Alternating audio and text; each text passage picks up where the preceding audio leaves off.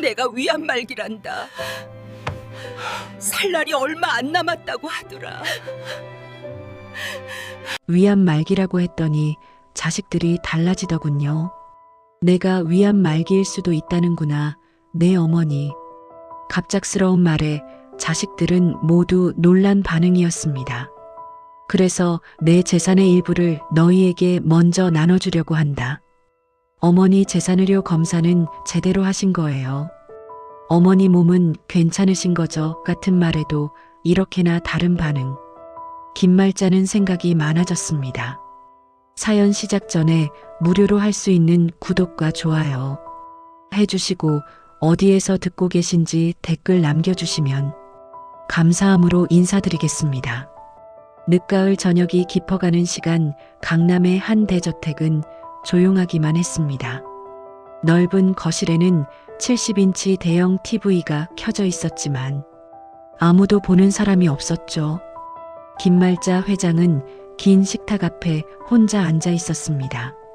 식탁 위에는 고급 한정식 요리들이 차려져 있었어요. 전복찜, 갈비찜, 잡채, 각종 나물과 전들까지 한 상 가득 차려진 음식이었지만 정작 젓가락을 든 사람은 없었습니다. 식탁 위의 음식들은 유명 케이터링 업체에서 배달한 것들이었습니다. 전복은 제주도에서 공수한 최상품이었고 갈비는 한우 특등급만 골라 정성껏 쪄낸 것이었죠. 브로콜리는 유기농이었고 나물들은 산에서 직접 캔 것들이었습니다. 하지만 아무리 좋은 재료로 만든 음식이라도 혼자 먹는 밥상은 쓸쓸하기만 했습니다. 말자는 젓가락을 들었다가 다시 내려놓았어요. 식욕이 나지 않았습니다. 텅 빈 식탁 의자들이 말자를 바라보고 있었죠. 저 자리에 앉아야 할 사람들은 어디에 있을까? 말자는 음식을 바라보다가 작게 한숨을 내쉬었습니다. 이 많은 음식이 다 무슨 소용이람 혼잣말이 텅 빈 집안에 울려 퍼졌죠. 그녀는 천천히 손을 뻗어 물잔을 집었습니다. 차가운 물을 한 모금 마시며 눈을 감았어요. 그러자 자연스럽게 과거의 기억이 떠올랐습니다. 15년 전 명절이었습니다. 바로 이 식탁에 세 자녀 가족이 모두 모여 있었죠. 큰아들 태준의 두 아이가 한복을 입고 세배를 하며 까르륵 웃던 모습이 떠올랐어요. 할머니 세배 많이 받으세요. 새해 복 많이 받으세요. 손주들의 맑은 목소리가 귓가에 생생했습니다. 손주 중 하나가 세뱃돈 봉투를 받아들고 말자에게 물었었죠. 할머니가 우리 집에서 제일 부자지. 천진난만한 질문에 모두가 웃었었습니다. 말자도 손주의 머리를 쓰다듬으며 환하게 웃었었죠.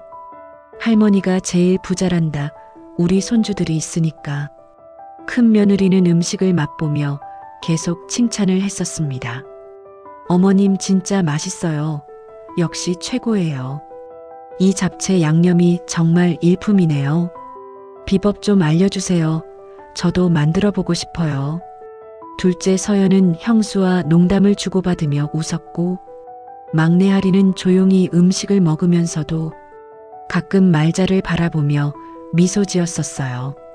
엄마 맛있어요. 역시 엄마 손맛이 최고예요. 그때는 집안이 웃음소리로 가득했었습니다. 따뜻한 온기가 집안 구석구석까지 퍼져 있었죠. 아이들 뛰어다니는 소리, 어른들 이야기 나누는 소리, 식탁에서 부딪히는 그릇 소리까지 모든 게 생생했습니다. 말자는 다시 눈을 떴습니다. 현실로 돌아온 거예요. TV에서는 여전히 가족 드라마가 나오고 있었습니다. 가족들이 둘러앉아 명절 음식을 먹는 장면이었죠. 말자는 텅 빈 거실을 둘러보았어요. 손주들의 웃음소리도 며느리의 칭찬도 자식들의 목소리도 없었습니다. 그저 TV 속의 가족들 이야기만 들릴 뿐이었죠. 명절 특집이라고 방송사마다 가족 이야기를 다루고 있었는데 그게 더 말자의 마음을 쓸쓸하게 만들었습니다. 드라마 속 할머니는 자식들에게 둘러싸여 웃고 있었어요. 말자는 리모컨을 집어 TV를 껐습니다. 더 이상 보고 싶지 않았죠. 그녀는 휴대폰을 집었습니다. 그러다가 다시 내려놓았어요. 또다시 집었다가 또 내려놓았습니다. 이런 동작을 몇 번이나 반복했죠. 누구에게 먼저 전화를 걸까 고민하다가 결국 통화 버튼을 누르지 못했습니다. 재벌 회장이라는 자리가 무색하게 명절 저녁에 자식들에게 먼저 전화 한 통 걸지 못하는 자신이 초라하게 느껴졌어요. 전화를 걸면 괜히 자식들에게 폐를 끼치는 것 같고 바쁜 시간을 방해하는 것 같았습니다. 전화를 걸었다가 짧게 끊기라도 하면 그게 더 마음 아플 것 같았죠.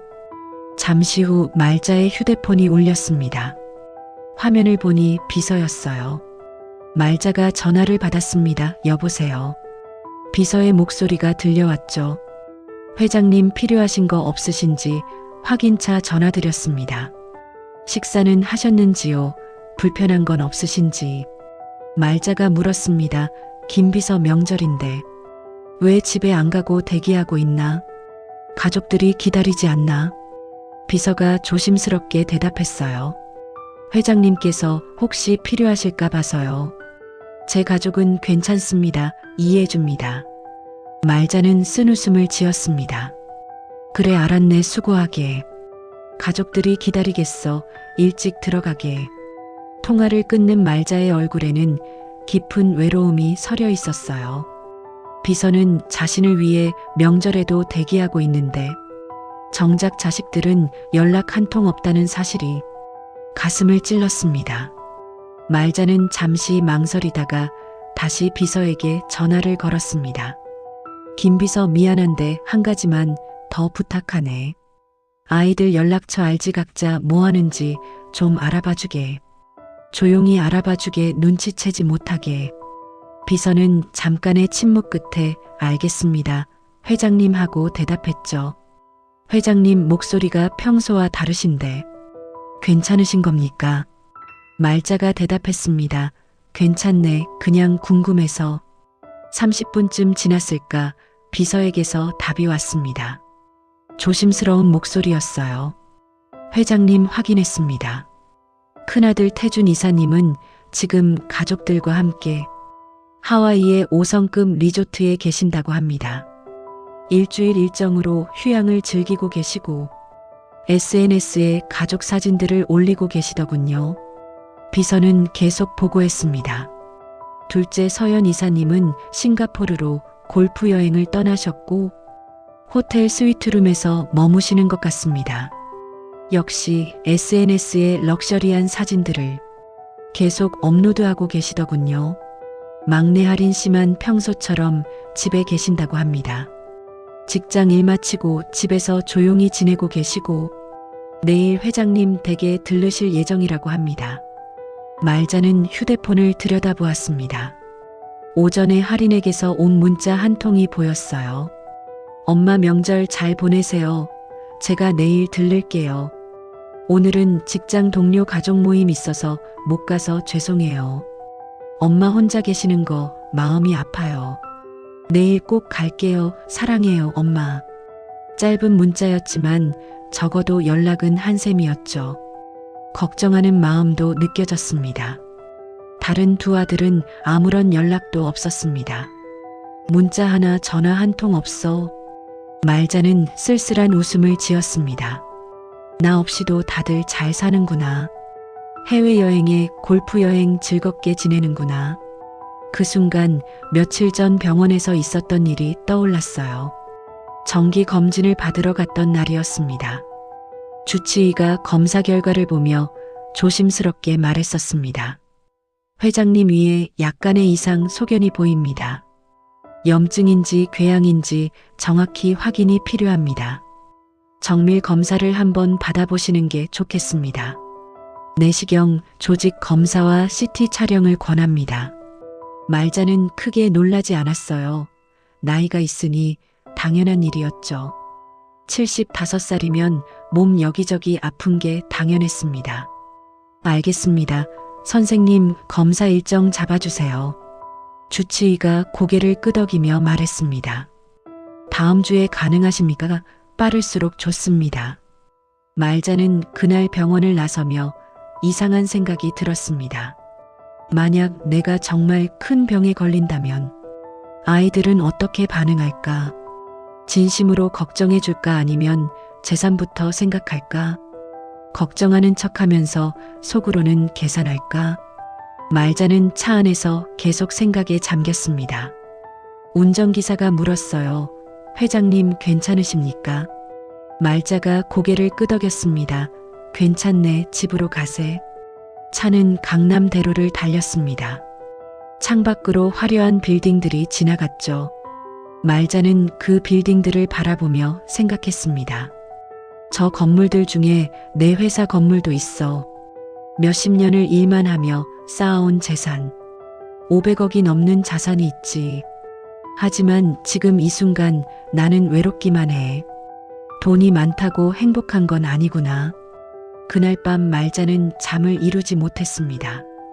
계속해서 생각이 꼬리를 물었어요. 평생을 일만 하며 살아왔습니다.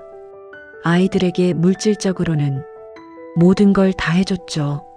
최고의 교육, 최고의 환경, 해외 유학도 보내고 원하는 건 다 사줬습니다. 큰아들 태준에게는 회사 중요 직책을 줬고 둘째 서연에게는 사업 자금을 대줬습니다. 막내 할인도 대학까지 다 보냈죠. 하지만 정작 중요한 건 놓친 게 아닐까? 돈은 많이 줬지만 시간은 함께하지 못했어요. 사랑한다는 말도 자주 하지 못했죠. 안아주지도 못했고 손도 잡아주지 못했습니다. 항상 바빴으니까, 회사 일이 우선이었으니까. 그래서 아이들이 진짜 나를 사랑하는지 아니면 내 재산을 보는 건지 알 수가 없었습니다. 며칠을 고민한 끝에 말자는 결심했습니다. 한번 시험해보기로. 물론 좋은 방법은 아니었어요. 자식을 의심하는 것도 옳지 않았죠. 하지만 알고 싶었습니다. 진실을. 내가 정말 아플 때 누가 곁을 지켜줄까? 돈이 없어도 나를 사랑해줄까? 말자는 오랜 친구이자 대학병원 원장인 박 원장에게 전화했습니다. 여보세요, 박 원장, 나 말자야. 오랜만이네. 말자, 무슨 일인가? 목소리가 무거운 걸 보니 심각한 일인가 보군. 부탁이 하나 있어. 좀 이상한 부탁인데. 박 원장은 친구의 목소리에서 심각함을 느꼈습니다. 말해보게. 내가 도울 수 있다면. 뭐든 말해보게나. 우리 사이 아닌가. 말자는 천천히 자신의 계획을 설명했습니다. 가짜 진단서를 하나 만들어줄 수 있나? 위암 3기로 여명 6개월 정도로. 박 원장은 한참을 침묵했어요. 전화기 너머로 한숨소리가 들렸죠. 말자, 자네 정말 그렇게까지 해야겠나? 자식들을 그렇게 의심하는 게 맞나? 가족을 시험하는 건 좋은 방법이 아닐세. 말자가 대답했습니다. 나도 알아, 좋은 방법은 아니지. 하지만 알고 싶어 죽기 전에 진실을. 내가 이렇게까지 생각하게 된 게 다 이유가 있네. 명절에도 연락 한 통 없는 자식들 일세. 박 원장은 깊은 한숨을 쉬었습니다. 자네 마음 이해하네. 외로웠겠군. 알겠네, 도와주지. 하지만 나중에 후회하지는 말게. 진실을 알게 되면 마음이 더 아플 수도 있네. 말자가 대답했습니다. 괜찮네. 아픈 진실이라도 알고 싶네. 고맙네. 평생 은혜를 잊지 않겠네. 며칠 후 박 원장은 가짜 진단서를 준비해 주었습니다. 물론 불법이었지만 오랜 친구를 위해서였죠. 말자야, 이거 진짜처럼 만들었네. 하지만 절대 다른 데 쓰면 안 되네. 오직 자네 가족들한테만 보여주게. 말자는 진단서를 받아들었습니다. 손이 떨렸어요. 진단서에는 명확하게 적혀 있었습니다. 위암 3기, 림프절 전이 소견. 예상 여명 6개월 내외. 항암 치료 효과 미미할 것으로 예상. 말자는 진단서를 받아들고 긴 한숨을 내쉬었습니다. 이제 시작이구나. 가짜지만 진짜 같은 이 종이 한 장으로 내 자식들의 진심을 시험하는 거구나. 그녀는 세 자식에게 연락을 돌렸습니다. 이번 주 토요일 다 같이 집으로 와라. 중요한 이야기가 있다. 꼭 와야 한다. 큰아들 태준에게서 먼저 답이 왔습니다. 무슨 일이세요? 어머니, 저 이번 주 해외 출장인데 중국 바이어 미팅이 잡혀 있어서요. 말자는 단호하게 말했습니다. 꼭 와야 한다. 출장은 미루거라. 중요한 일이야. 꼭 와야 해. 태준은 어쩔 수 없다는 듯 알겠습니다 하고 대답했죠. 하지만 목소리에는 불만이 섞여 있었어요. 둘째 서연도 연락이 왔습니다. 어머니, 무슨 일이세요? 그날 중요한 골프 약속이 있는데 거래처 사장님들이랑 모임이 있거든요. 말자는 똑같이 대답했어요. 미루거라. 꼭 와야 해. 가족 일이 더 중요하니까. 서연도 마지못해 알겠습니다 하고 대답했습니다. 막내 할인만 즉시 대답했습니다. 네, 엄마 갈게요. 무슨 일인데 괜찮으세요? 혹시 어디 아프신 거 아니에요? 걱정돼요. 필요한 거 있으면 말씀하세요. 제가 미리 준비할게요. 할인의 목소리에는 진심 어린 걱정이 가득했습니다. 말자는 할인의 목소리를 들으며 마음이 따뜻해졌어요. 적어도 이 아이는 나를 걱정하는구나. 토요일이 밝았습니다. 말자는 일찍 일어나 준비를 했어요. 옷을 차려입고 머리도 단정하게 빗었습니다. 거울을 보니 늙은 자신의 모습이 보였어요. 주름이 깊게 패인 얼굴, 희끗희끗한 머리카락. 언제 이렇게 늙었나? 말자는 거울 속 자신을 바라보며 한숨을 쉬었습니다. 오후 2시였습니다. 세 자식이 모두 본가 거실에 모였어요. 태주는 정장 차림이었고 시계를 자꾸 확인했습니다. 바쁜 표정이었죠. 빨리 끝내고 싶다는 듯. 서연은 캐주얼한 옷차림으로 편하게 소파에 앉았습니다. 역시 시계를 확인하고 있었어요. 하리는 조용히 어머니 옆에 앉아 말자의 얼굴을 살폈어요. 엄마 안색이 안 좋으신 것 같아요. 괜찮으세요? 말자는 하린의 손을 꼭 잡았습니다. 괜찮다 하린아, 걱정하지 마라. 태준이 먼저 입을 열었습니다. 어머니, 무슨 일이세요? 출장 미루고 왔는데. 말자는 세 자식을 천천히 둘러보았습니다. 그리고 가방에서 서류 봉투를 꺼냈어요. 너희들을 부른 건 중요한 이야기가 있어서다. 말자의 목소리는 평소보다 무거웠습니다. 거실에 정적이 흘렀어요. 태준이 몸을 앞으로 기울이며 물었습니다. 어머니, 무슨 일이세요? 건강에 문제라도. 서연도 궁금하다는 표정이었죠. 설마 회사 일인가요? 아니면 재산 분배? 하리는 이미 어머니 표정에서 심상치 않은 걸 느꼈는지 얼굴이 창백해졌습니다. 엄마 혹시 아프신 거예요? 말자는 천천히 입을 열었습니다. 지난주에 병원에 갔었다. 정밀 검사를 받았어. 의사 선생님이 심각하게 말씀하시더구나. 거실에 더 깊은 정적이 흘렀습니다. 위암이래. 그것도 3기란다. 순간 세 자식의 표정이 확연히 달라졌습니다. 하린이 가장 먼저 반응했습니다. 엄마, 그게 무슨 말이에요? 목소리가 떨렸죠. 눈물이 순식간에 차올랐습니다. 안 돼요. 엄마, 그럴 리가 없어요. 태주는 놀란 표정이었지만 눈빛이 묘하게 흔들렸어요. 잠깐의 놀람 후에 뭔가 계산하는 표정이었죠. 서연도 충격받은 듯 했지만 금방 표정을 관리했습니다. 역시 뭔가 생각하는 듯 했어요. 말자는 그들의 표정을 하나하나 관찰했습니다. 모두 다 보고 있었어요. 말자는 계속 말을 이었습니다. 길어야 6개월이라고 하더구나. 더 이상 치료도 어렵대. 항암을 해도 효과가 없을 거래. 하린이 울먹이기 시작했습니다. 엄마, 안 돼요. 절대 안 돼. 다른 병원도 가봐요. 미국 병원도 가보자고요. 제발요, 엄마, 포기하지 마요. 하린의 목소리는 진심 어린 절박함으로 가득했습니다. 손으로 입을 가리고 눈물을 흘렸죠. 태준이 침착하게 물었습니다. 어느 병원에서 진단받으신 거예요? 재검사는 하셨습니까? 정확한 건가요? 혹시 오진일 수도 있잖아요. 서연도 거들었습니다. 맞아요. 어머니 세컨드 오피니언도 받아보셔야죠. 요즘 의료사고도 많잖아요. 오진일 수도 있어요. 말자는 준비한 진단서를 테이블 위에 놓았습니다. 세 군데 병원에서 다 똑같이 나왔다. 서울대병원, 삼성병원, 아산병원 모두에서 같은 진단이 나왔단다. 하리는 계속 눈물을 흘렸습니다. 어머니 손을 꼭 잡았죠. 엄마 아프지 마, 제발 아프지 마. 나는 어떻게 엄마 없으면. 태주는 진단서를 집어들었습니다. 빠르게 내용을 훑어봤어요. 박 원장 사인까지 있었습니다. 진짜처럼 보였죠. 날짜도 최근이고 병원 직인도 찍혀 있었습니다. 서연도 진단서를 들여다봤습니다. 두 아들은 서로 눈빛을 교환했어요.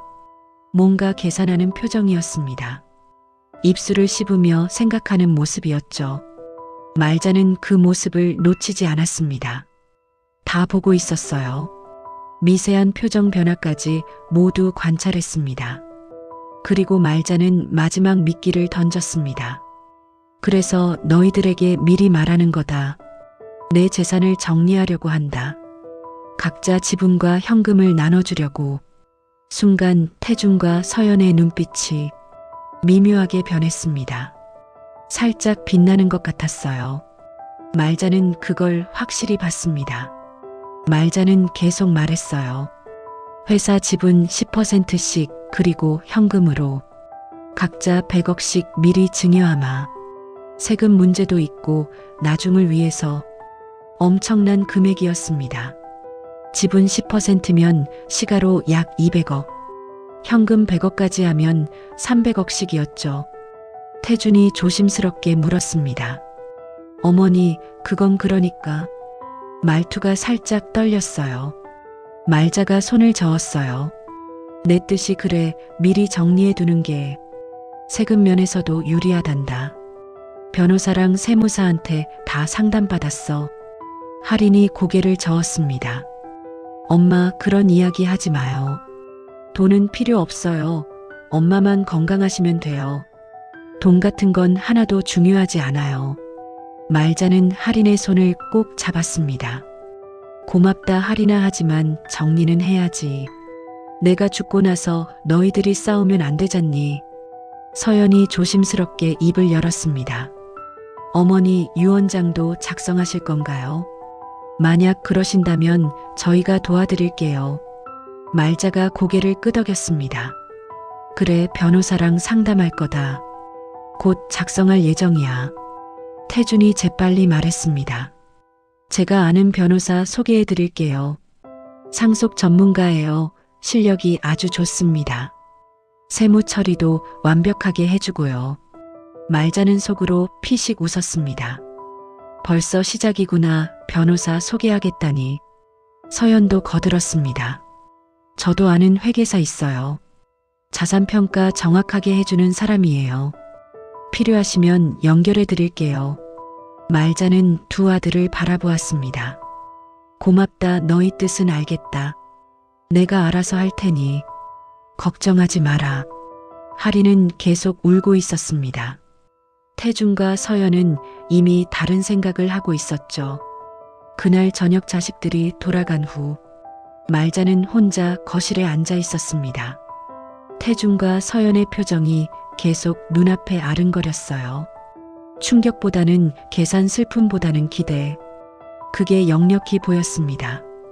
특히 재산 이야기를 꺼냈을 때 두 아들의 눈빛이 변하는 걸 봤어요. 하지만 하리는 달랐어요. 진심으로 슬퍼하고 진심으로 울었습니다. 돈 이야기는 하나도 하지 않았죠. 오직 어머니 건강만 걱정했습니다. 말자는 가슴이 아팠습니다. 혹시 내가 큰아들과 둘째를 오해하는 건 아닐까? 아직 판단하기는 이르다고. 스스로를 다독였죠. 하지만 불안한 예감은 지울 수 없었습니다. 그날 밤 11시였습니다. 말자는 잠들지 못하고 복도를 거닐고 있었어요. 2층 복도를 천천히 걸었죠. 그때 손님방에서 불빛이 새어나왔습니다. 태준이 그 방에 머물고 있었어요. 목소리도 들렸죠. 말자는 발걸음을 멈췄습니다. 태준이 전화 통화를 하고 있었어요. 문틈으로 소리가 새어나왔습니다. 여보, 방금 어머니한테 이야기 들었어. 위암 3기래 길어야 6개월이라고. 충격적이지. 상대방인 큰며느리의 말을 듣더니 태준이 다시 말했습니다. 그래, 슬프긴 한데 한편으로는 우리한테 미리 재산 나눠주신대. 각자 100억씩 현금으로, 지분도 10%씩 준다고 하셨어. 말자는 가슴이 철렁했습니다. 손으로 입을 가리며 벽에 기댔어요. 태준의 목소리는 계속 들렸어요. 지금 지분 정리하면 나중에 상속세 아낄 수 있어. 증여세만 내면 되니까 훨씬 유리하지. 변호사한테 알아봐야 해. 최대한 유리하게 받는 방법. 세무사도 만나서 플랜 짜야 해. 말자는 벽에 기대섰습니다. 숨이 막히는 것 같았어요. 가슴이 너무 아팠습니다. 태준은 전화를 계속했습니다. 어머니가 의식 흐려지기 전에 모든 걸 정리해야 해. 유언장 내용도 확인하고 혹시 다른 데 빠져나가는 돈 없는지 철저히 체크해야 해. 큰 며느리가 뭐라고 하는 소리가 들렸습니다. 태준이 대답했어요. 그래, 너 말이 맞아. 형제끼리 똑같이 나누면 우리는 3분의 1밖에 못 받잖아. 하지만 어머니가 유언으로 더 많이 주실 수도 있어. 우리가 잘해야 해, 지금부터. 말자는 더 이상 듣고 싶지 않았습니다. 조용히 자신의 방으로 돌아갔어요. 침대에 앉아 두 손으로 얼굴을 감쌌습니다. 내가 죽어가는데 저 아이는 돈 계산을 하고 있구나. 눈물이 흘러내렸습니다. 평생을 저 아이를 위해 살아왔는데, 회사도 물려주려고 준비했는데 이게 보답이구나. 하지만 아직 둘째도 있었죠. 혹시 서연은 다를까? 말자는 작은 희망을 걸었습니다. 다음 날 오후였습니다. 말자는 서재에서 책을 읽고 있었어요. 거짓말이지만 환자 역할을 해야 했죠. 복도에서 서연의 목소리가 들렸습니다. 전화 통화 중이었죠. 말자는 책을 덮고 귀를 기울였습니다. 문을 살짝 열어 복도를 보았어요. 서연이 정원 쪽으로 걸어가며 통화하고 있었습니다. 형, 나야 어머니 일 때문에. 우리 빨리 움직여야 할 것 같아. 어머니 상태가 어떻게 될지 모르잖아. 말자는 정원으로 이어지는 창가로 다가갔습니다. 서연의 목소리가 더 잘 들렸어요. 회계사한테 연락해서 자산평가 받아야겠어. 부동산 주식 전부 정확한 가치 알아야지. 말자는 고개를 떨구었습니다. 둘째도 마찬가지구나. 서연의 목소리는 계속 들렸어요. 유언장 내용 확인할 방법 없을까? 변호사 통해서라도 알아내야 하는데. 형이 알아본다고. 그래, 고마워.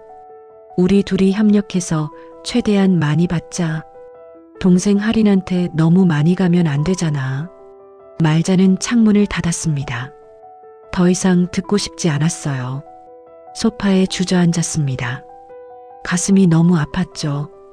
두 아들 모두 어머니의 병보다 재산에만 관심이 있었습니다. 협력해서 많이 받자니 동생한테 가면 안 된대. 말자는 한참을 그렇게 앉아 있었어요. 눈물이 계속 흘렀습니다. 이게 내가 키운 자식들이구나. 평생을 저 아이들 위해 살았는데 회사 키우느라 잠도 못 자고 돈 벌느라 늙어가는 것도 모르고 다 저 아이들 잘 살라고 한 건데 이게 보답이구나. 그때 현관문이 열리는 소리가 들렸습니다. 누군가 들어오는 소리였죠. 복도로 나가보니 할인이었습니다. 손에 큰 보따리를 들고 있었어요. 할인이 말자를 보고 환하게 웃었습니다. 엄마 깜짝 선물이야. 내가 직접 만든 거야. 할인은 보따리를 풀었습니다. 각종 반찬들이 가득했어요. 항암에 좋다는 음식들로 정성껏 만든 것들이었죠. 엄마 이거 드시면 몸에 좋대. 브로콜리랑 당근이랑 신선한 채소로 만들었어. 버섯도 넣고 견과류도 넣었어. 인터넷에서 항암 식단 검색해서 하나하나 다 찾아봤어. 말자는 할인을 바라보았습니다. 눈물이 나려고 했어요. 할인은 계속 말했습니다. 엄마 나 회사에 휴직 신청했어. 어머니 간병할 거야. 내가 옆에 있을게. 회사 일 같은 건 나중에 다시 하면 되지. 지금은 엄마가 제일 중요해. 말자가 놀라며 물었습니다. 휴직을 왜 해? 내일도 중요한데. 경력도 끊기고 승진에도 불리할 텐데. 할인이 고개를 저었어요. 일보다 엄마가 더 중요해. 나는 엄마가 제일 소중해. 돈보다 시간이 더 중요하잖아. 엄마랑 함께 있고 싶어. 엄마 곁을 지키고 싶어. 승진 같은 건 나중 일이고 지금은 엄마랑 함께 있는 게 중요해. 말자는 할인을 꼭 안았습니다. 고맙다 정말 고맙구나. 할인도 어머니를 안았어요. 엄마 우리 포기하지 말자. 끝까지 싸우자. 좋은 병원도 더 알아보고 치료법도 찾아보자. 미국에 좋은 병원 있다잖아. 일본에도 암 치료 잘하는 데 있대. 어디든 가자 엄마. 돈은 내가 어떻게든 마련할게. 할인의 목소리에는 돈 이야기가 전혀 없었습니다. 재산 타령도 없었어요. 오직 어머니의 건강, 어머니와의 시간. 그것만 생각하고 있었어요. 말자는 할인을 안고 한참을 울었습니다. 적어도 이 아이만큼은 진짜구나. 그날부터 할인은 매일 본가에 왔습니다. 아침 일찍 와서 식사를 준비해 주었어요. 몸에 좋은 음식만 골라서 만들었죠. 죽을 쓰고 신선한 샐러드를 준비했습니다. 녹즙도 만들어 왔고 과일도 깎아 주었어요. 점심시간에도 와서 어머니와 함께 식사했어요. 회사를 정말 휴직한 것 같았죠. 저녁에는 산책을 함께하며 이야기를 나눴습니다. 정원을 천천히 걸으며 꽃 이야기를 했어요. 엄마 저 장미 예쁘지? 봄이 오면 더 예쁠 거야. 우리 그때까지 힘내자. 밤에는 어머니 침대 옆에 간이 침대를 펴고 잤어요. 엄마 혼자 두면 안 돼. 내가 옆에 있을게. 만약 밤에 아프시면 바로 병원 가야 하잖아. 혹시 응급 상황 오면 어떡해. 내가 지켜볼게. 걱정하지 마. 할인은 진심이었습니다. 밤중에도 몇 번씩 일어나서 어머니가 잘 주무시는지 확인했어요. 이불도 덮어드리고 물도 갖다 드렸습니다. 한편 태주는 바빴습니다. 변호사를 만나고 회계사를 만났어요. 자산평가를 의뢰하고 상속 구조를 검토했죠. 사무실에서 서류를 펼쳐놓고 계산기를 두드리며 계산했습니다. 집에는 일주일에 한 번 정도 들렀습니다. 들를 때마다 어머니께 안부는 물었지만 금방 다른 이야기로 넘어갔어요. 어머니 괜찮으세요? 많이 힘드시죠?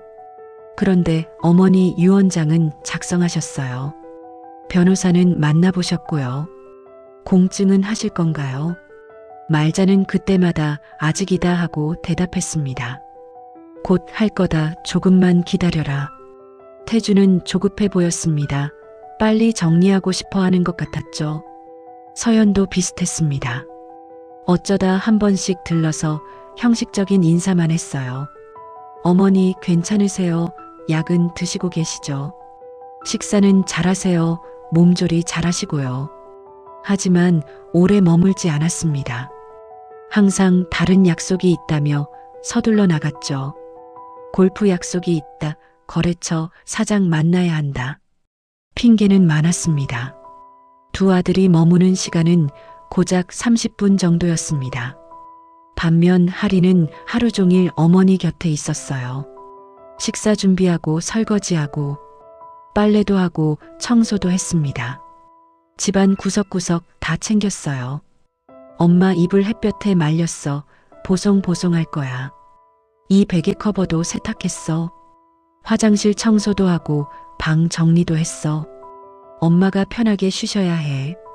한 달이 지났습니다. 말자는 두 아들의 행동을 계속 지켜봤어요. 태주는 어느 날 회계법인에서 보낸 서류를 들고 왔습니다. 큰 봉투에 두툼한 서류들이 들어 있었어요. 어머니 자산평가를 받아봤어요. 정확한 걸 알아야 할 것 같아서요. 총 자산이 약 580억 정도 되시더라고요. 부동산이 200억, 회사 지분이 300억, 나머지 유가증권이랑 현금이 80억. 말자가 그래, 그렇구나 하고 대답했습니다. 태준이 조심스럽게 말을 이었어요. 증여를 먼저 받으면 세금을 많이 아낄 수 있대요. 상속보다 증여가 세율이 낮거든요. 그러니까 어머니 말씀대로 100억씩 미리 주시는 게 우리한테도 어머니한테도 유리하다고 전문가들이 다 그렇게 말하더라고요. 말자는 태준을 바라보았습니다.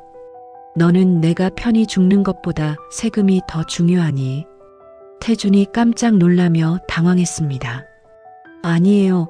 어머니 오해하시는 거예요. 그게 아니라 제 말은 어머니를 위해서 하는 말이에요.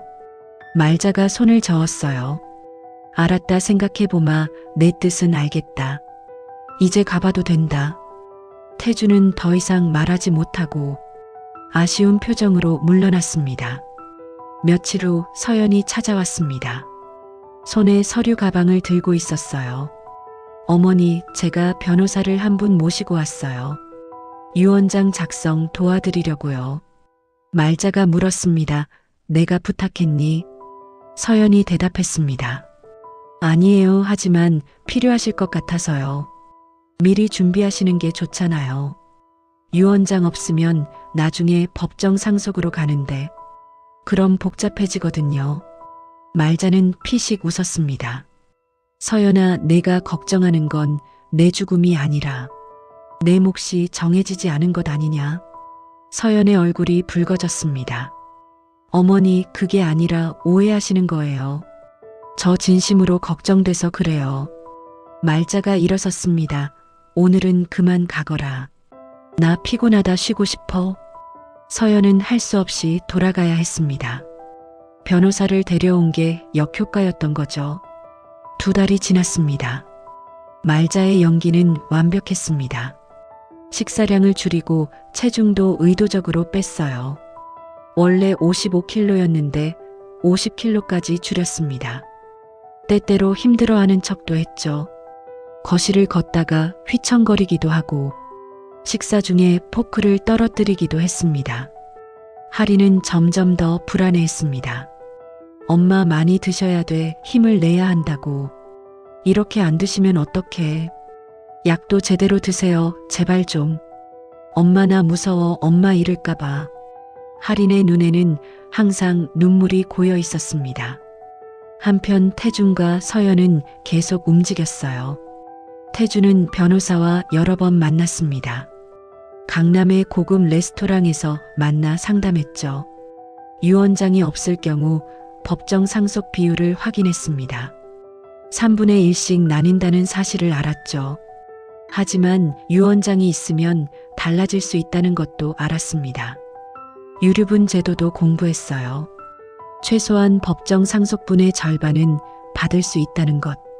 서연은 세무사를 만났습니다. 역시 고급 호텔 라운지에서 만나 상담했어요. 상속세를 최소화하는 방법을 알아봤습니다. 증여와 상속의 차이, 절세 전략을 공부했죠. 부동산 평가 방법도 알아봤어요. 공시지가로 평가받으면 더 유리하다는 것. 두 아들은 자주 만나 대책을 논의했습니다. 조용한 카페에서 만나 속닥였죠. 어느 날 저녁이었습니다. 말자는 우연히 두 아들의 대화를 엿듣게 됐어요. 정원을 산책하다가 서재 창문 밑을 지나가게 됐죠. 안에서 태준과 서연의 목소리가 들렸습니다. 창문이 살짝 열려 있어서 소리가 새어나왔어요. 형 어머니가 너무 오래 버티시면 우리도 곤란한데. 서연의 목소리였습니다. 말자는 걸음을 멈췄습니다. 심장이 빠르게 뛰었어요. 태준이 대답했어요. 쉿, 조용히 해. 그런 소리 하는 거 아니야. 어머니 들으시면 어떡하려고. 하지만 솔직히 어머니 상태가 점점 안 좋아지시는 건 사실이잖아. 서연이 다시 말했습니다. 형, 우리 빨리 정리해야 해. 유언장을 어떻게든 확인하고 만약 할인한테 너무 많이 가도록 되어 있으면 우리가 대응을 해야 하잖아. 말자는 주먹을 꽉 쥐었습니다. 손톱이 손바닥에 박혔어요. 피가 날 것 같았습니다. 태준의 목소리가 이어졌습니다. 내가 어머니 비서한테 슬쩍 물어볼게. 유언장 작성하셨는지, 어떤 내용인지. 비서도 모르면 변호사 사무실에 알아볼 방법이 있을 거야. 서연이 좋은 생각이라고 동의하는 소리가 들렸죠. 그리고 형, 만약 정말 최악의 경우 어머니가 할인한테만 몰아주시려고 하면 우리 유류분 청구해야 할 수도 있어. 법적으로 받을 수 있는 최소한은 받아야지. 태준이 그럴 수도 있지 하고 동의했습니다.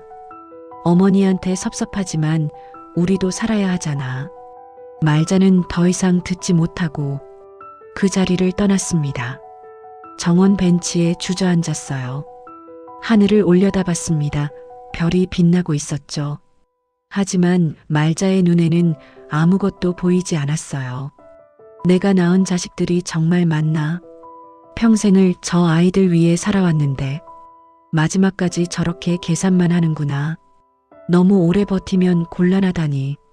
내가 빨리 죽길 바라는 거구나. 말자는 가슴을 쥐어뜯었습니다. 너무나 아팠어요. 눈물이 멈추지 않았습니다. 그때 누군가 다가오는 발소리가 들렸습니다. 할인이었어요. 담요를 들고 뛰어왔습니다. 엄마 여기 계셨어. 찾았잖아. 깜짝 놀랐어요. 갑자기 안 계셔서. 할인이 담요를 가져왔습니다. 추우시면 안 돼. 감기라도 걸리시면. 얼른 안으로 들어가요, 엄마. 할인은 어머니 어깨에 담요를 둘러주었어요. 세심하게 구석구석 덮어주었죠. 엄마, 오늘 기분이 안 좋으세요? 무슨 일 있어요? 나한테 말해봐. 말자가 고개를 저었습니다. 아니다, 괜찮아. 그냥 생각이 많았어. 할인이 어머니 손을 잡았습니다. 엄마 나 있잖아. 엄마는 나 있어. 나는 엄마 절대 안 놔. 끝까지 함께 할 거야. 어디 가지도 마. 나 혼자 두지 마. 할인의 목소리는 떨리고 있었습니다. 진심이 느껴졌어요. 말자는 할인을 꼭 안았습니다. 고맙다, 내 딸. 정말 고맙구나. 너 하나만으로도 충분해. 너만 있으면 돼. 그날 밤 말자는 결심을 굳혔습니다. 이제 확실히 알았어. 태준과 서연은 돈만 보고 있어. 할인만이 진짜 나를 사랑해. 유언장을 써야겠다, 명확하게. 3달이 지났습니다. 말자는 결심했어요. 이제 정리할 때가 왔다고. 변호사를 불렀습니다. 물론 태준이 소개한 변호사는 아니었죠.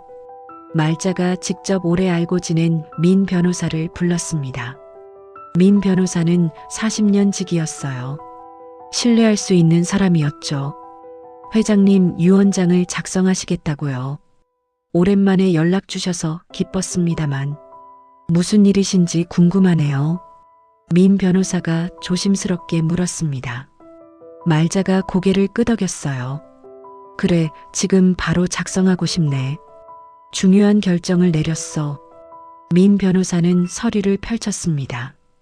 가방에서 유언장 양식을 꺼냈어요. 상속인이 셋이시죠. 어떻게 분배하실 건가요? 보통은 균등 분배를 하시는데 말자는 분명하게 말했습니다. 전 재산, 모든 부동산, 주식, 현금, 회사 지분까지 전부 김아린에게 단독 상속. 민 변호사가 놀랐습니다. 펜을 떨어뜨릴 뻔했어요. 회장님, 큰아들과 둘째 아들은요? 두 분은 어떻게 하시려고요? 말자가 냉정하게 대답했어요. 제외안에 한 푼도 주지 않을 거야. 유류분도 최소로만 받게 할 거야. 민 변호사는 잠시 말을 잃었습니다. 회장님, 혹시 무슨 일이 있으신 건가요? 형제간에 무슨 문제라도. 말자가 쓴웃음을 지었습니다. 그 아이들은 나를 이미 죽은 사람 취급해. 재산만 노리고 있지 진짜 효도는 없어? 내가 오래 버티면 곤란하대. 빨리 죽길 바라는 것 같더군. 하지만 할인이는 달라. 진심으로 날 사랑하고 내 곁을 지켜줬어. 회사도 휴직하고 밤낮으로 간병하고 그 아이만이 진짜야. 민 변호사가 조심스럽게 말했습니다. 회장님, 일단 작성하시되 나중에 마음 바뀌시면 언제든 수정할 수 있습니다. 유 원장은 언제든 변경 가능하니까요. 말자가 고개를 저었어요. 아니야, 바뀌지 않을 거야. 이게 내 마지막 결정이네. 확고한 결심이네. 흔들리지 않아. 내 눈으로 똑똑히 봤으니까. 유 원장 작성이 시작됐습니다. 민 변호사가 하나하나 물어가며 기록했어요. 부동산 목록, 주식 목록, 회사 지분, 현금, 자산, 모든 재산을 상세히 리스트업했습니다. 그리고 마지막에 명확하게 적었어요. 상기 재산 일체를 김아린에게 단독 상속함. 김태준, 김서연은 상속 대상에서 제외함. 유류분 청구 시에도 법정 최소액만 인정함.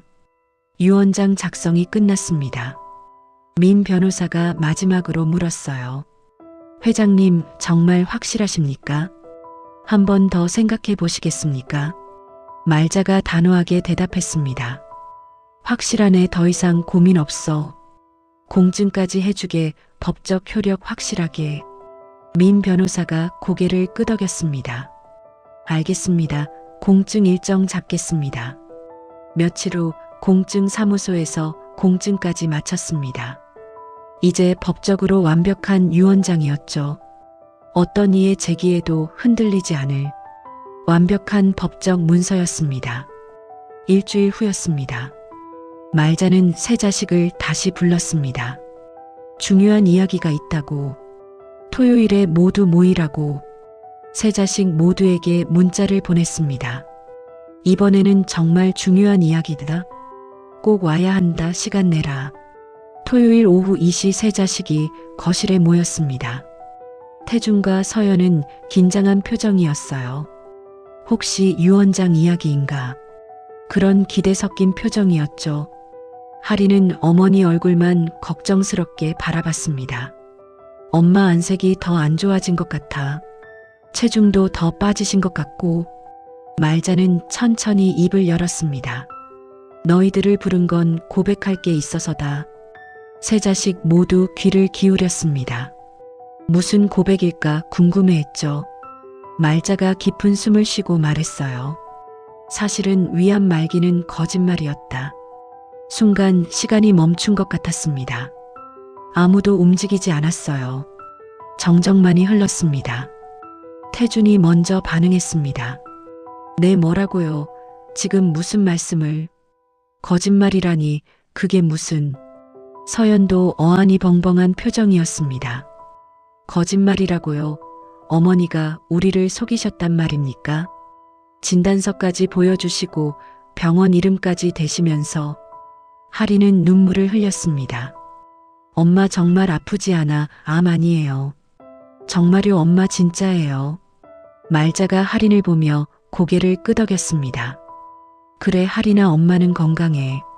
암 같은 거 없어. 하린은 주저앉으며 울었습니다. 다행이다, 정말 다행이다. 엄마 정말 다행이야. 하린은 계속 울면서 감사해했습니다. 태준이 벌떡 일어났습니다. 얼굴이 붉게 상기됐어요. 어머니, 어떻게 이런 거짓말을 하실 수가? 저희를 뭐로 보신 겁니까? 몇 달 동안 우리가. 서연도 분노했습니다. 얼마나 놀랐는데요, 저희가. 걱정했는데요, 밤잠도 못 잤는데요. 이게 말이 됩니까? 두 아들의 목소리는 점점 커졌습니다. 말자는 두 아들을 차갑게 바라봤습니다. 걱정했다고 정말 날 걱정했니? 밤잠 못 잤다고 무슨 걱정을 했는데? 태준이 당연하잖아요 하고 말했습니다. 어머니가 아프시다는데 당연히 걱정하죠. 말자가 비웃었어요. 걱정은 무슨, 너희는 내 재산만 걱정했지. 유언장 확인하려 하고 변호사 만나러 다니고 상속세 계산하고 자산 평가 받고 그게 걱정이냐? 그게 효도냐? 태준의 얼굴이 창백해졌습니다. 그건 어머니를 위해서 현실적인 준비를 하는 거잖아요. 말자가 말을 끊었습니다. 나를 위해서 웃기는 소리 하지 마라. 너희 둘이 나눈 대화 다 들었어. 어머니가 오래 버티시면 곤란하다고. 그렇게 말했지 내가 직접 들었어. 태준과 서연은 할 말을 잃었습니다. 입이 벌어진 채 굳어 있었어요. 말자는 계속했습니다. 정원에서 한 대화, 서재에서 한 통화. 다 들었어. 하나도 빠짐없이. 심지어 비서한테까지 유언장 내용을 캐물으려 했지. 변호사 사무실에 알아볼 생각도 했고 너희는 내가 죽기만 기다리고 있었어. 빨리 죽어서 재산 받기만 바랐어. 서연이 변명하려 했습니다. 어머니, 그게 아니라 오해하신 거예요. 저희도 나름대로 어머니를. 말자가 손을 들어 제지했어요. 이제 됐다. 더 이상 변명하지 마라. 변명 들을 필요 없어. 그리고 말자는 또 다른 서류를 꺼냈습니다. 유언장이었어요. 가방에서 꺼낸 봉투. 이미 작성 완료했다. 공증도 마쳤지. 태준이 물었습니다. 유언장이요. 벌써 작성하셨어요. 내용이 어떻게 되는 건가요? 말자가 냉정하게 말했습니다. 전 재산 500억, 부동산, 주식, 현금 전부. 회사 지분까지 김아린에게 단독 상속한다. 거실이 얼어붙었습니다. 아무도 숨소리조차 내지 못했어요. 태준이 소리쳤어요. 어머니, 이건 너무하잖아요. 저희도 자식인데 한 푼도 안 주신다고요. 평생 회사 위에 일했는데. 서연도 항의했습니다. 형평성에 어긋나잖아요. 법적으로 문제 있는 거 아니에요. 유류분도 있고 최소한 받을 권리가. 말자가 차갑게 대답했습니다. 법적으로 아무 문제 없어. 변호사 확인 다 받았지. 유류분도 생각했는데 그것조차 최소화했어. 청구하려면 해봐라. 법정에서 보자. 태준이 분노했습니다. 이건 말도 안 돼요. 저희가 뭘 잘못했는데요. 우리 변호사 선임할 겁니다. 법적으로 대응하겠습니다. 말자가 피식 웃었어요. 그래, 해봐라. 소용없을 거야. 법은 내 편이고 증인도 다 있어. 너희가 한 행동 다 기록했으니까. 녹음도 해뒀고 증인도 있어. 서연도 흥분했습니다. 어머니, 저희한테 이러시면 안 되죠. 저희도 그동안 나름대로 했는데. 회사 일도 하고 어머니 회사 키우는데. 말자가 되물었습니다. 뭘 했는데 회사 일한 거. 그건 월급 받고 한 거잖아. 효도는 월급 받고 하는 게 아니야. 두 아들은 더 이상 대답하지 못했습니다. 말자는 할인을 보며 말했어요. 할인이는 달랐어. 매일 내 곁을 지켰지. 음식 해주고 손 잡아주고 밤새 간병하고 회사까지 휴직했어. 돈 이야기는 단 한 번도 하지 않았지. 재산이 얼마인지 물어보지도 않았어. 유언장이 어떻게 되는지 관심도 없었어. 오직 내 건강만 걱정했지. 그게 진짜 효도야. 그게 진짜 사랑이고. 태준이 울먹이며 말했습니다. 어머니, 저희도 나름대로 사랑했어요. 저희 방식대로 표현했던 거예요. 말자가 고개를 저었어요. 사랑은 계산이 아니야. 진심은 조건이 없어. 너희는 내 재산을 사랑했지. 날 사랑한 게 아니야. 어머니라는 사람이 아니라 돈이라는 숫자를 본 거지. 서연이 애원했습니다. 어머니, 다시 생각해 주세요. 저희 기회를 주세요. 앞으로 잘할게요, 진짜로. 말자가 단호하게 말했습니다. 이미 결정했어. 바뀌지 않아. 기회는 이미 줬어. 너희가 스스로 놓친 거야. 할인아, 이리 와. 할인이 어머니 곁으로 갔습니다. 눈물을 흘리며 다가갔죠. 말자가 할인의 손을 잡았어요. 내가 받아야 해. 내 진심에 대한 보답이야. 내가 보여준 사랑에 대한 감사야. 할인이 울며 말했습니다. 엄마, 저는 괜찮아요. 오빠들한테 나눠주세요. 저 돈 필요 없어요. 엄마만 있으면 돼요. 돈 같은 건 정말 중요하지 않아요. 말자가 고개를 저었습니다. 아니다. 넌 받아야 해. 이건 정의야. 진심은 보상받아야 하고 탐욕은 벌을 받아야 해. 세상이 그렇게 돌아가야 해. 너 혼자만 착하게 살고 손해보면 안 돼. 태준과 서연은 더 이상 할 말이 없었습니다. 주먹을 꽉 쥐고 떨고 있었어요. 그냥 일어나서 나갔어요. 문을 쾅 닫고 나가버렸습니다.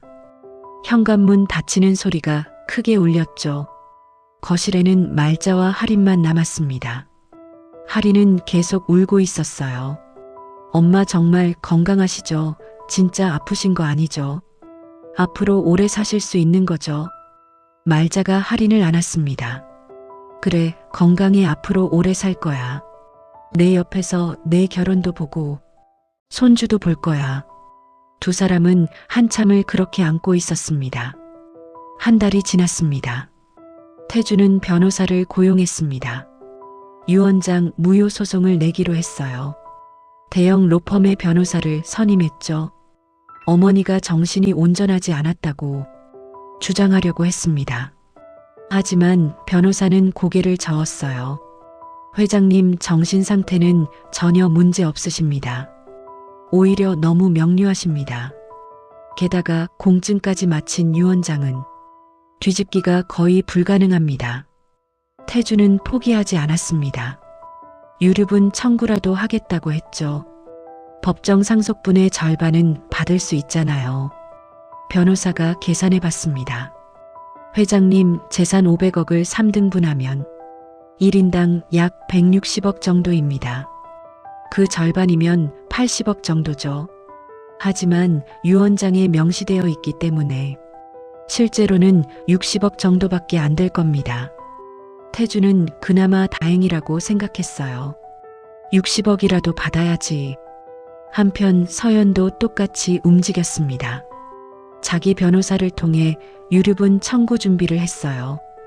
형제가 각자 다른 변호사를 선임했죠. 서로 협력하지도 않았습니다. 오히려 서로를 경계했어요. 혹시 형이 더 많이 받으려고 하는 건 아닐까? 동생이 나보다 유리하게 하려는 건 아닐까? 욕심이 형제를 갈라놓았습니다. 2달 후 법원에서 첫 재판이 열렸습니다. 태준과 서연이 원고로 나왔고 말자와 할인이 피고였죠. 재판장에 4명이 모두 섰습니다. 판사가 사건을 검토했어요. 유언장을 살펴보고 증거들을 확인했습니다. 태준의 변호사가 주장했습니다. 피상속인의 의사표시가 온전하지 않았습니다. 자녀들을 시험하기 위해 거짓말까지 했습니다. 이는 정상적인 판단이 아닙니다. 말자의 변호사인 민 변호사가 반박했습니다. 피상속인은 완전히 정상적이었습니다. 오히려 명석하게 상황을 파악했습니다. 자녀들의 행동을 관찰한 것은 현명한 판단이었습니다. 재판은 몇 달간 이어졌습니다. 증인 신문도 있었고 증거 제출도 있었습니다. 말자는 태준과 서연의 대화 녹음까지 제출했어요. 어머니가 오래 버티시면 곤란하다는 말, 유언장 내용을 알아내려던 시도들, 모든 게 기록으로 남아 있었습니다. 판사는 증거들을 꼼꼼히 검토했어요. 6개월 후 판결이 나왔습니다. 원고의 청구를 기각한다. 유언장은 법적으로 유효하며 피상속인의 의사는 명확했다. 단 유류분 청구권은 인정한다. 원고들은 각각 법정 최소 금액을 청구할 수 있다. 태준과 서연은 각각 50억씩만, 받을 수 있게 됐습니다. 원래 160억씩 받을 수 있었는데 50억으로 줄어든 거였죠. 하지만 항소는 기각됐습니다. 대법원까지 갔지만 결과는 같았어요. 말자의 유언장은 완벽했습니다. 하리는 약 400억을 상속받았고 태준과 서연은 각각 50억씩만 받았습니다. 재판이 끝나고 몇 달이 지났습니다. 태준은 사업을 시작하려 했지만 자금이 막혔어요. 50억으로는 어머니 회사 수준이 사업을 할 수 없었습니다. 은행에서 대출을 받으려 했지만 어머니 보증 없이는 힘들었죠. 결국 작은 사업만 시작할 수 있었습니다. 하지만 경험 부족으로 사업은 어려웠어요. 1년 만에 반 이상을 잃었습니다. 서연도 비슷했습니다. 골프장 사업에 투자했다가 실패했어요. 파트너가 돈을 가지고 도망갔습니다. 50억 중 30억을 잃어버렸죠. 두 아들은 점점 어려워졌습니다. 예전 생활 수준을 유지할 수 없었어요. 고급 아파트에서 작은 집으로 이사했고 수입차를 팔고 국산차를 샀습니다. 자녀들 사교육비도 줄여야 했죠. 큰 며느리는 불만이 많았습니다. 시어머니가 너무 하신 거 아니에요. 우리도 자식인데. 하지만 태주는 아무 말도 할 수 없었습니다. 자신이 한 행동들이 부끄러웠으니까. 한편 하리는 재산을 물려받았지만 욕심내지 않았어요. 일부는 저축해두고 일부는 투자했습니다. 하지만 대부분은 복지재단 설립에 썼어요. 김말자 복지재단을 만들었습니다. 어려운 이웃을 돕는 곳이었죠. 독거노인 지원, 아동 교육 지원, 장애인 일자리 창출, 의료비 지원, 다양한 사업을 펼쳤습니다. 말자도 재단 이사장으로 함께 일했습니다. 매일 재단에 나가 봉사활동을 했어요. 가난한 노인들을 만나고 어려운 아이들을 도왔습니다. 보람이 있었습니다. 돈을 쌓는 게 아니라 사람을 살리는 것. 그게 진짜 부라는 걸 깨달았죠. 1년이 지났습니다. 어느 날 태준이 본가를 찾아왔습니다. 오랜만이었어요. 많이 수척해진 모습이었죠. 정장이 아니라 평범한 옷차림이었습니다. 어머니, 죄송합니다. 고개를 숙였어요. 제가 잘못했습니다. 정말 잘못했어요. 욕심이 과했어요. 돈만 봤어요. 말자는 조용히 들었습니다. 차 한 잔을 내왔어요. 태주는 차를 마시며 천천히 말했습니다. 사업 실패하고 나서 많이 생각했어요. 돈이 없어지니까 세상이 다르게 보이더라고요. 친구들도 멀어지고 사람들 태도도 달라지고 그제야 알았어요. 내가 얼마나 어리석었는지, 어머니가 주신 게 얼마나 큰 건지. 돈이 아니라 사랑이었는데 전 그걸 몰랐어요. 태준의 눈에 눈물이 맺혔습니다. 지금은 재산 같은 거 하나도 안 중요해요. 그냥 어머니가 건강하신 게 제일 중요하더라고요. 말자는 태준의 손을 잡았습니다. 알아줘서 고맙다. 태준은 용서를 구하러 온 게 아닙니다. 그냥 사과하러 왔어요. 용서를 바라지도 않습니다. 그냥 제 잘못을 인정하고 싶었어요. 태준은 일어서며 말했습니다. 자주 뵈러 올게요, 어머니. 재산 같은 거 바라지 않아요. 그냥 어머니 얼굴 보고 싶어서 올게요. 말자는 고개를 끄덕였습니다. 그래, 기다릴게. 태준이 돌아가고 말자는 생각했습니다. 조금 변한 것 같아, 진심인 것 같아. 몇 달 후 서연도 찾아왔습니다. 역시 많이 변한 모습이었어요. 사업 실패로 힘든 시간을 보냈대요. 어머니, 죄송합니다. 제가 너무 탐욕스러웠어요. 형이랑 똑같이 계산만 했어요.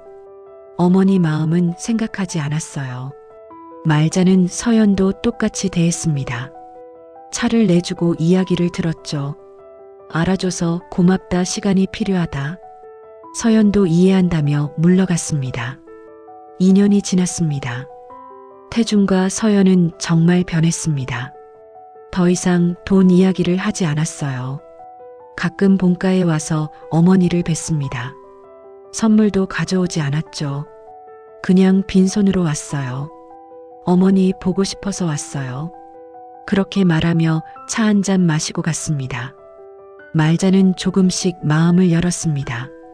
완전히 용서한 건 아니었지만 기회는 주기로 했어요. 사람은 변할 수 있으니까. 어느 명절이었습니다. 세 자식이 모두 모였어요. 손주들도 함께 왔습니다. 식탁에 둘러앉아 함께 식사했습니다. 예전처럼 웃음소리가 집안에 가득했어요. 태준의 아이들이 말했습니다. 할머니, 저희 공부 열심히 해요. 이번에 성적 올랐어요. 말자가 머리를 쓰다듬어 주었습니다. 그래, 잘했구나, 우리 손주. 서연도 조용히 어머니 옆에 앉아 밥을 먹었습니다. 하리는 주방을 오가며 음식을 더 가져왔어요. 엄마, 이것도 드세요. 맛있어요. 말자는 행복했습니다. 비록 힘든 과정이었지만 진실을 알게 된 것, 그리고 진짜 효녀를 알아본 것, 후회하지 않았습니다. 물론 두 아들과의 관계는 예전 같지 않았어요. 하지만 조금씩 나아지고 있었습니다. 하리는 여전히 재단 일을 열심히 했어요. 많은 사람을 도왔습니다. 독거노인 1000명에게 생활비를 지원했고 아이 100명에게 장학금을 주었습니다. 장애인 일자리도 50개 만들었어요. 말자도 함께 일하며 보람을 느꼈죠. 어느 날 저녁이었습니다. 석양이 아름답게 지고 있었어요. 할인이 말자의 손을 잡았습니다. 엄마 행복해요. 오빠들도 이제 변했고 재단 일도 보람 있고 엄마랑 함께라서. 말자도 대답했습니다. 나도 행복하다, 내가 있어서. 진짜 부자는 돈 많은 사람이 아니야. 진심을 주고받는 사람, 그게 진짜 부자지. 사람을 살리는 사람, 그게 진짜 부자야. 세월이 흘러 말자는 80이 넘었습니다. 여전히 건강했어요. 하리는 결혼했고 아이도 낳았습니다. 손주를 안아주는 말자는 정말 행복했어요. 태준과 서연도 이제는 진심으로 효도했습니다. 비록 재산은 많이 없었지만 마음은 돌아왔죠. 명절마다 와서 어머니를 뵙고 생신에도 빠지지 않았습니다. 선물은 비싸지 않았어요. 하지만 정성이 담겨 있었습니다. 손수 만든 음식, 손수 쓴 편지, 그런 것들이 말자를 기쁘게 했습니다. 말자는 모든 게 만족스러웠습니다. 거짓말로 시험한 것 잘한 일인지는 모르겠지만 진실을 알게 된 것 후회하지 않았어요. 탐욕은 결국 벌을 받고 진심은 보상받았습니다. 그게 세상의 이치였죠. 어느 봄날이었습니다. 정원에 꽃이 활짝 피었어요. 장미, 목련, 개나리, 온갖 꽃들이 화려하게 피어 있었습니다. 말자는 할인과 함께 정원을 거닐었습니다. 손주도 함께였죠. 할머니, 저 꽃 예쁘죠? 손주가 물었습니다. 말자가 웃으며 대답했어요. 그래, 예쁘구나. 내가 더 예쁘지만. 모두가 웃었습니다. 태준과 서연도 와 있었어요. 가족 모두가 정원에 모여 꽃 구경을 했습니다. 말자는 생각했어요. 내가 진짜 부자구나. 500억이 있어서가 아니라 진심을 아는 사람들이 있어서, 사랑하는 사람들과 함께 있어서, 그게 진짜 부였습니다. 김말자의 이야기는 이렇게 계속됩니다. 복지재단은 계속 커졌습니다. 더 많은 사람을 도왔어요. 5년 동안 5,000명을 도왔습니다. 독거노인, 어려운 아동, 장애인, 노숙인, 다양한 사람들에게 희망을 주었죠. 말자는 80세가 넘어서도 재단 일을 계속했습니다. 매주 재단에 나가 사람들을 만났어요. 할머니 덕분에 살았어요. 고마워요. 사람들이 눈물을 흘리며 감사를 전했습니다. 말자는 그때마다 대답했어요. 아니에요. 제가 고마워요. 제게 기회를 주셔서. 제 삶에 의미를 주셔서 어느 날 기자가 인터뷰를 요청했습니다. 훌륭한 기부를 하시는데 이유가 뭔가요? 말자가 대답했습니다. 돈은 쌓아두는 게 아니에요. 흘려보내는 거예요. 강물처럼 흘러가야 맑아지는 거죠. 고여 있으면 썩어요. 돈도 마찬가지예요. 사람에게 흘러가야 의미가 있어요. 기자가 또 물었습니다. 자녀분들께는 얼마나 남기실 건가요? 말자가 웃으며 대답했습니다. 돈보다 중요한 걸 남겼어요. 사랑의 의미를 남겼죠. 진심이 무엇인지 가르쳤어요. 그게 더 큰 유산이에요. 기사가 나간 후 많은 사람들이 감동했습니다. 말자의 이야기는 책으로도 나왔어요. 진짜 부자라는 제목이었습니다. 많은 사람들이 읽었고 감동했습니다. 특히 부모들이 많이 읽었어요. 자녀 교육에 대해 다시 생각하게 됐죠. 돈만 물려주면 안 되는구나. 사랑을 가르쳐야 하는구나. 10년이 흘렀습니다. 말자는 85이 됐습니다. 여전히 건강했고 정정했어요. 재단 일도 계속하고 있었습니다. 하리는 재단 이사장이 됐습니다. 어머니를 도와 재단을 키웠어요. 규모가 더 커졌습니다. 전국에 지부가 생겼고 더 많은 사람을 도왔습니다. 태주는 작은 회사를 운영하고 있었습니다. 크지는 않지만 안정적이었어요. 더 이상 욕심내지 않았습니다. 적당히 벌고 적당히 살았습니다. 가족과 시간을 보내는 게 더 중요하다는 걸 알았으니까. 서연도 비슷했습니다. 작은 사업을 하며 평범하게 살았어요. 주말에는 어머니를 찾아뵙고 명절에는 가족과 시간을 보냈습니다. 두 아들은 이제 깨달았습니다. 돈보다 중요한 게 있다는 것, 가족이 더 소중하다는 것. 어느 가을날이었습니다. 단풍이 아름답게 물들었어요. 말자는 세 자녀와 함께 등산을 갔습니다. 손주들도 함께 갔죠. 산길을 천천히 걸으며 이야기를 나눴습니다. 말자가 말했어요. 너희들에게 미안한 것도 있어. 거짓말로 시험한 건 좋은 방법은 아니었지. 하지만 후회하지는 않아. 진실을 알 수 있었으니까. 태준이 대답했습니다. 아니에요. 어머니 잘하신 거예요. 저희가 잘못한 거죠. 덕분에 정신 차렸어요. 서연도 거들었습니다. 그때 깨닫지 못했으면 평생 탐욕스럽게 살았을 거예요. 어머니 감사해요. 하리는 조용히 어머니 손을 잡았습니다. 엄마 사랑해요. 말자는 세 자녀를 바라보며 웃었습니다. 나도 너희 모두 사랑한다. 산 정상에 올랐습니다. 아름다운 풍경이 펼쳐졌어요. 가을 단풍이 온 산을 물들였습니다. 말자는 풍경을 바라보며 생각했습니다. 내 인생도 저렇게 아름다웠으면 좋겠어. 힘든 일도 있었지만 결국 아름다웠어. 탐욕도 보았고 배신도 느꼈지만 결국 사랑을 찾았으니까. 며칠 후 말자는 유언장을 수정했습니다. 민 변호사를 불러 새로 작성했어요. 전 재산을 할인에게만 주는 건 그대로였지만 단서를 추가했습니다. 할인은 재산 중 일부를 태준과 서연에게 나눠줄 수 있다. 단 할인의 판단에 맡긴다. 억지로 줄 필요는 없지만 두 아들이 진정 변했다면 할인이 알아서 나눠주길 바란다. 말자는 이렇게 적었습니다. 민 변호사가 물었습니다. 회장님 마음이 바뀌신 건가요? 말자가 대답했습니다. 완전히 바뀐 건 아니야. 하지만 사람은 변할 수 있어. 두 아들이 변한 것 같아. 그래도 최종 결정은 할인이 하게 하고 싶어. 할인이가 현명하니까 잘 판단할 거야. 2년 후 말자는 세상을 떠났습니다. 평화롭게 잠든 채로 떠났어요. 87의 나이였습니다. 장례식장에는 수많은 사람들이 찾아왔습니다.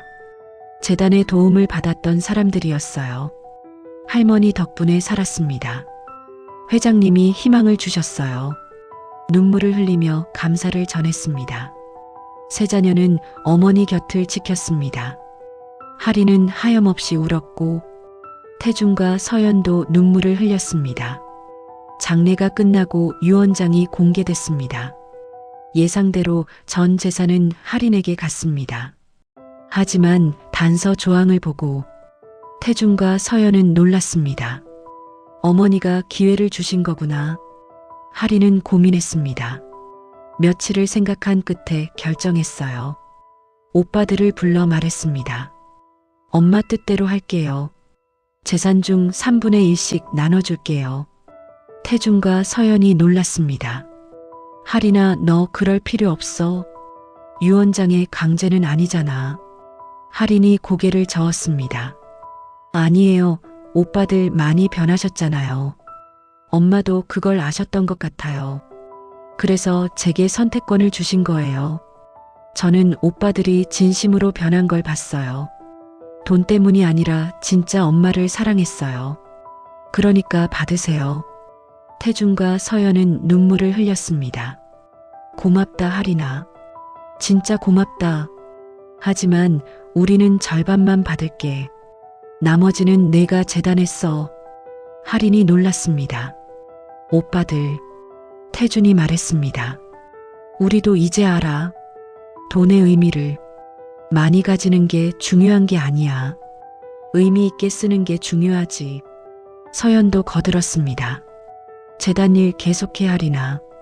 우리도 돕겠어. 시간 날 때마다. 봉사활동 하러 갈게. 그렇게 재산은 나뉘었습니다. 하리는 약 300억을 받았고 태중과 서연은 각각 100억씩 받았습니다. 하지만 태중과 서연은 그 돈을 함부로 쓰지 않았어요. 사업에 투자하거나 낭비하지 않았습니다. 대부분을 저축하고 일부만 사용했어요. 그리고 정말로 재단 봉사활동에 참여했습니다. 주말마다 재단에 나가 어려운 사람들을 도왔죠. 하리는 재단을 더 키웠습니다. 말자의 뜻을 이어 더 많은 사람을 도왔어요. 10년 후 재단은 10,000명이 넘는 사람을 도왔습니다. 전국 곳곳에 지부가 생겼고 해외에도 진출했습니다. 가난한 나라 아이들에게 학교를 지어주고 병원을 세웠습니다. 말자의 이름은 계속 빛났습니다. 탐욕의 교훈을 주고 진심의 가치를 보여주며 오늘도 많은 사람들에게 희망을 주고 있습니다. 어느 날 하리는 어머니 산소를 찾았습니다. 꽃을 놓고 인사했어요. 엄마 잘 계시죠? 저 열심히 살고 있어요. 엄마 가르침대로. 돈보다 사람이 중요하다는 거, 진심이 무엇인지 잘 기억하고 살고 있어요. 오빠들도 많이 변했어요. 이제 진짜 가족이 됐어요. 엄마 감사해요. 저를 믿어주셔서. 그리고 사랑해요, 엄마. 바람이 불었습니다. 마치 어머니가 대답하는 것 같았어요. 하리는 미소 지으며 일어섰습니다. 그리고 다시 재단으로 향했죠. 오늘도 도움이 필요한 사람들이 기다리고 있었으니까. 김말자의 이야기는 이렇게 끝났습니다. 하지만 그녀의 유산은 계속됩니다. 재단을 통해 수많은 사람들이 도움을 받고 그녀의 가르침은 계속 전해집니다. 진짜 부자는 무엇인가? 돈이 많은 사람이 아니라 진심을 아는 사람, 사랑을 나누는 사람, 사람을 살리는 사람, 그것이 진짜 부자입니다. 김말자는 그것을 증명했습니다. 거짓말로 시작한 시험이었지만 결국 진실을 밝혀냈습니다. 탐욕은 벌을 받고 진심은 보상받았습니다. 그것이 세상의 이치입니다. 오늘 이 사연이 마음에 와닿았다면 구독과 좋아요 눌러주세요. 여러분도 기억하세요. 무엇이 진짜 부인지. 돈이 아니라 사람, 계산이 아니라 진심, 소유가 아니라 나눔. 그게 우리가 기억해야 할 가장 중요한 것입니다. 여러분의 가족은 어떠신가요? 진심으로 사랑하고 계신가요? 돈 때문에 관계가 멀어지진 않으셨나요? 오늘 가족에게 전화 한 통 해보세요. 사랑한다고 말해보세요. 그것이 진짜 부자가 되는 첫걸음입니다. 오늘도 함께 해주셔서 감사합니다. 다음에 또 좋은 사연으로 찾아뵙겠습니다. 구독과 좋아요 잊지 마시고 댓글로 여러분의 생각도 들려주세요. 감사합니다.